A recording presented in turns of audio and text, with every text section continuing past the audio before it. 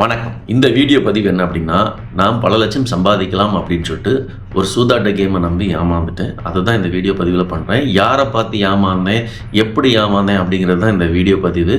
வீடியோக்குள்ளே போகிறதுக்கு முன்னாடி நம்ம சேனலை மறக்காமல் ஃபாலோ பண்ணிக்கோங்க.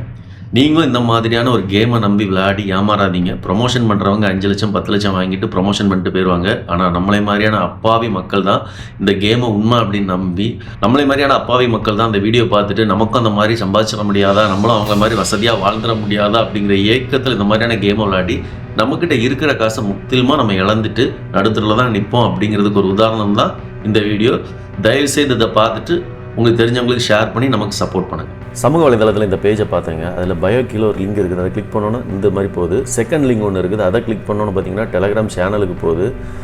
சரி, இதெல்லாம் கடந்துட்டு வீடியோ பார்க்கலாம் அப்படின்னு சொல்லிட்டு வீடியோ கீழே ஸ்க்ரோல் பண்ணோம்னா அப்போ ஒரு வீடியோ நம்ம கண்ணில் படுது. அந்த வீடியோவில் அவர் என்ன சொல்லியிருக்காரு அப்படிங்கிறத கேளுங்க. வெறும் ₹1 உங்களோட பழைய மொபைலை மாற்றி இப்போ ரீசெண்டாக லான்ச் ஆன iPhone 17 வாங்கலாம் எப்படின்னு வீடியோ ஃபுல்லாக பாருங்க.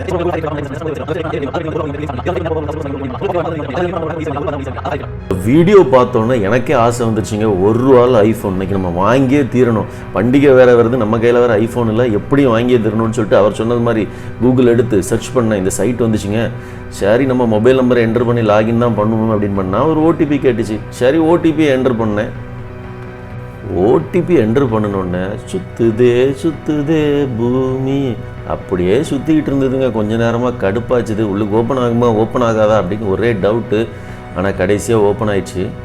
சரி, ஏவியேட்டர் கேமை தான் விளையாடினா பணம் கிடைக்கும் அப்படின்னு சொன்னாங்க. சரி, ஏவியேட்டர் கேமை தேடுறதுக்கு முன்னாடி உள்ளுக்கு என்னென்ன ஆப்ஷன் இருக்குது அப்படின்னு பார்த்துட்டு ஃபஸ்ட்டு பணத்தை வேற கிரெடிட் பண்ணணுமா. சரி, வாலெட்டில் விளையாடுறதுக்கு ₹1 ஆட் பண்ணலான்னு பார்த்தா ₹1 ஆட் பண்ண முடியாதான். ₹1 ஆட் பண்ணால் தானே ஐஃபோன் கிடைக்கும் அப்படின்னு சொன்னாங்க. சரி, ₹100ங்க. அப்போ நமக்கு ஒரு 100 ஐஃபோன் வாங்கிடலாம் அப்படிங்கிற நம்பிக்கையில் சரி கியூஆர் கோடை ஸ்கேன் பண்ணேன். ஆனால் கூகுள் பேல எனக்கு பணம் போயிடுச்சு. ஆனால் அந்த கவுண்டிங் மட்டும் நிற்கவே இல்லை. சரி, ஏதோ அது ஓடி நிற்கிறது வரைக்கும் வெயிட் பண்ணி பார்த்தா எரர் தான் வந்துச்சு. செய்யோ பணம் போச்சோ அப்படின்னு நினச்சா இல்லைங்க. மறுபடியும் அந்த சைட் ஓப்பன் ஆயிடுச்சு. ஏதோ கொஞ்சம் டெக்னிக்கல் இஷ்யூ தான் போல் இருக்குது. நம்ம பணமும் வாலெட்டில் ஆட் ஆகிருது. ரொம்பவே சந்தோஷமாக இருந்தது. இன்றைக்கி எப்படியும் ஒரு 100 ஐஃபோனை வாங்கிடலாம் அப்படின்னு சொல்லிட்டு ஏவியேட்டர் கேமை கிளிக் பண்ணேன். அப்போந்தாங்க மறுபடியும் ஒரு ஷாக்கான விஷயத்தை பார்த்து தொலைச்சிட்டேங்க. அதாவது ₹1 வச்சு பெட் கட்டலான்னு பார்த்தா மினிமம் ₹10. சரி, கேம் விளையாட உள்ளுக்கு வந்துட்டோம். ₹10 வச்சு பெட்டு கட்டுவோம், கிடைக்கும்ல பணம் அப்படின்னு நினச்சிட்டு திரும்ப ₹10 வச்சு பெட்டு கட்டி விளையாட ஆரம்பித்தா நீங்களே பாருங்களேன். நானும் ₹10 வச்சு பெட்டு கட்டி பார்த்தேன். பணம் லட்சத்தில் வரும்னு பார்த்தா வரவே இல்லைங்க. சரி, உங்களுக்கு விளையாட தெரியலன்னு சொல்லுவீங்க, அது எனக்கு புரியுது. ஆனால் அவங்களோட வீடியோ பார்க்குற எல்லாருக்குமே விளையாட தெரிஞ்சுட்டா இதை விளையாட போகிறாங்க? இல்லை, எல்லாரும் அந்த வீடியோ பார்த்துட்டு பணத்தை சம்பாதிக்கலான்னு என்னை மாதிரி ஆசைப்பட்டுட்டு வந்து விளையாட ட்ரை பண்ணுவாங்க. ஆனால் பணம் கிடைக்கல. கொஞ்சம் கொஞ்சமாக என்னோட காசும் குறைய ஆரம்பிச்சிது. எனக்கு பயம் கொடுத்துருச்சு. ஐயோ, நம்ம ₹1 வச்சு ஐஃபோனுன்னு சொன்னாங்க, இங்கே ₹10 வச்சு பெட்டு கட்டி ஒரு காசு கூட நம்மளால் சம்பாதிக்க முடியலைன்னு பார்த்தேன். என்னால் முடிஞ்ச வரைக்கும் நானும் ட்ரை பண்ணி பார்த்தேன். பணம் குறைஞ்சிக்கிட்டே இருந்தது தவிர லட்சக்கணக்கில் ஏறலை. அப்படியே கொஞ்சம் ஏறினாலும் ₹2 ₹3 தான் ஏறின மாதிரி இருந்தது. இதை வச்சு நான் என்னைக்கு லட்சத்தை சம்பாதிக்கன்னு எனக்கு தெரியல. ஆனால் இந்த கேவலமான பெட்டிங் கேம், அதாவது சூதாட்டத்தை கணவனும் மனைவியும் சேர்ந்து ப்ரொமோட் பண்ணி மக்களை ஏமாத்துறாங்க பாருங்கள். ₹1 ₹1,00,000 ஐஃபோன் வாங்கலாம் அப்படிங்கிறாங்க. இதை நம்பி எத்தனை பேர் எத்தனை லட்சத்தை விட்டான்னு தெரியலை. இந்த ப்ரொமோஷனில் பார்த்தீங்க அப்படின்னா பார்க்கக்கூடிய ஆடியன்ஸை மிஸ்லீட் பண்ணுறாங்க. அதாவது ₹1 ஐஃபோன் கிடைக்கும் அப்படின்னு சொல்கிறாங்க. ₹1 வச்சு அட்லீஸ்ட் அந்த கேமை ஆடக்கூட முடியாது.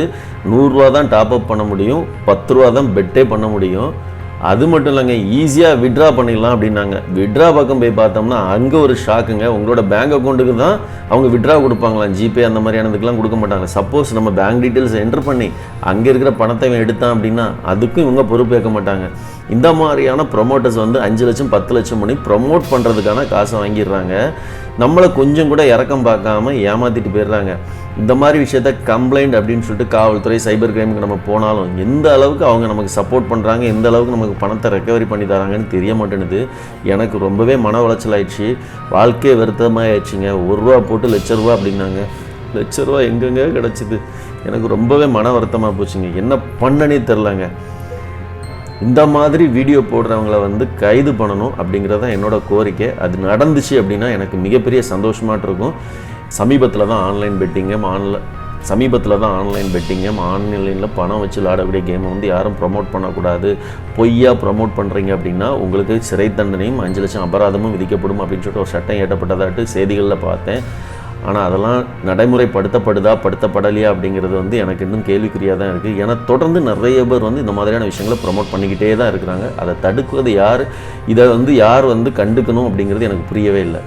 நான் பணம் கட்டி விளையாடின ரெக்கார்டு, ஸ்க்ரீன்ஷாட் எல்லாமே இருக்குது. இதை வச்சு சைபர் கிரைம் அல்லது காவல்துறைக்கு நம்ம புகார் அளித்து பார்ப்போம். அவங்க என்ன தான் நடவடிக்கை எடுக்காங்க அப்படிங்கிறது பொறுத்திருந்து தான் பார்க்கணும். அவங்க நடவடிக்கை எடுத்தாங்க அப்படின்னா இதை மாதிரியான வீடியோக்கள் வர்றது குறையும் அப்படிங்கிற நம்பிக்கையோடு இந்த வீடியோ முடிக்கும். உங்களோட கருத்து என்ன அப்படிங்கிறத கமெண்ட்டில் போடுங்க. அப்படியே நமக்கு சப்போர்ட் பண்ணணும் அப்படின்னு நினச்சிங்கன்னா நம்ம தொடர்பு கொள்ளுங்கள்.